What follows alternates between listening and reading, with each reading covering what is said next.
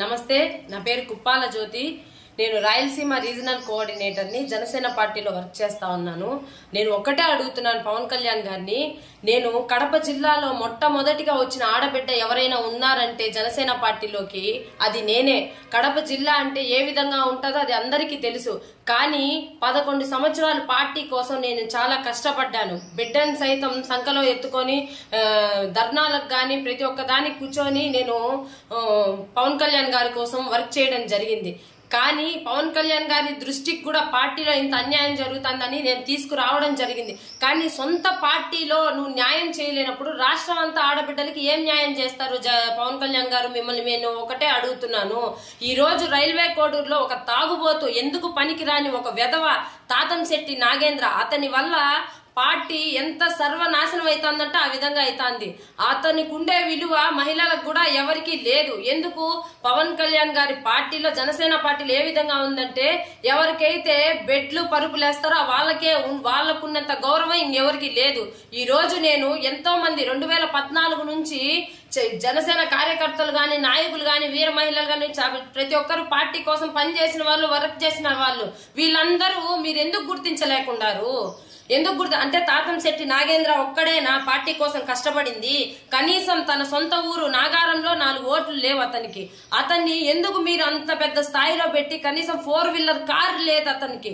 అతన్ని ఒక నాయకుడిగా మీరు గుర్తించి ఈరోజు ఈ జనసేన పార్టీ అనేది జీరోగా నిలబడింది. గుర్తు పెట్టుకోండి. పవన్ కళ్యాణ్ గారు నిన్న మాట్లాడుతున్నారు, మీరు నేనున్నాను, మీ ప్రాణానికి నా ప్రాణం అడ్డేస్తానన్నారు. మీ ప్రాణానికి మా ప్రాణం అడ్డేసేది కాదండి. మీరు ఎవరు ప్రాణాలకు అడ్డేయడం లేదు. పార్టీలో న్యాయం జరపండి ముందు, తరువాత మీరు అందరి ప్రాణాలకు అడ్డేస్తారు. ఈ రోజు మీరేమన్నారు? మా తల్లిని దూషించినారు లోకేష్ గారు, మా తల్లిని దూషించినారు లోకేష్ గారు అని అని ఊగిపోయినారు. నిన్న ఈ రోజు కలిసిపోయినారు. మీరు మాట మీద నిలబడే నాయకుడు కాదు, మీరు మోసం నాయకుడు, జనసేన నాయకుడు అసలే కాదు. మీరు జనసేన పార్టీ మీ సొంత ప్రయోజనాలకు పెట్టుకున్న పార్టీ.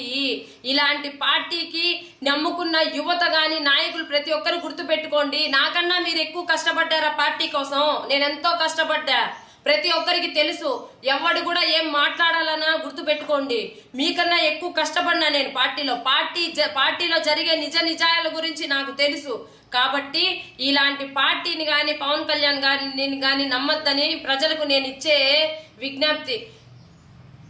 ఈ రోజు ఆడబిడ్డలకు గాని న్యాయంగా ఆడబిడ్డలకు గాని, యువతకు గాని జనసేన పార్టీలో న్యాయం లేదు, జరగదు. యువత ఒకటి గుర్తు పెట్టుకోండి, మీ జీవితాలు నాశనం చేసుకోవద్దండి.